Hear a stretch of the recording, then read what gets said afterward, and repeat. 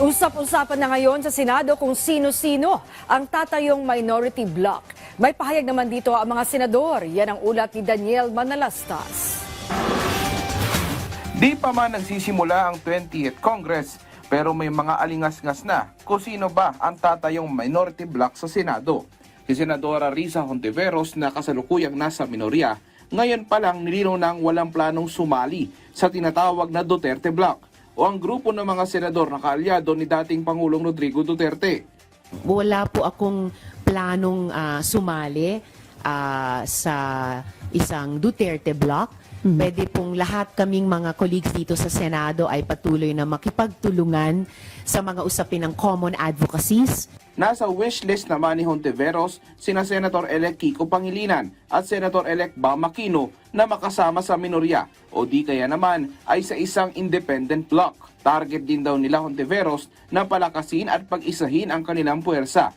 Kaya hindi na iwasan tanungin kung para na ba ito sa 2028 presidential elections. I'm not saying no, I'm open to all possibilities at yun yung hinihingi ko din sa lahat na mga kasama sa opposition or independent bloc na maging bukas kami sa lahat ng possibilities at sa isa't isa, alang-alang sa oposisyon at alang-alang sa ating mga kababayan. Kinumpirma naman ni Senator Rona de la Rosa na sa ngayon ang kasali sa Duterte Bloc ay siya, si Senator-elect Rodante Marcoleta, Senator Bongo, Senator Robin Padilla at Senator Amy Marcos. Di pa makumpirma kung kasama na rin sina Senator-elect Camille Villar, pati na rin si Senator Mark Villar. Hindi pwede baliwalain. Malaki-laking grupo rin yan. Wala pa kami desisyon. No? Hinintay namin pag-uwi ni Robin Padilla galing abroad. Pag-usap kami. Tungkol naman sa impeachment, nanindigan si Hontiveros na obligasyon ito ng Senado. Kahit pa raw bukas si Pangulong Ferdinand R. Marcos Jr. na makipag-ayos sa mga Duterte. Ito ay dahil daw tinransmit na ng Kamara ang articles of impeachment sa Senado. I think tulad sa kasalukuyang komposisyon ng Senado,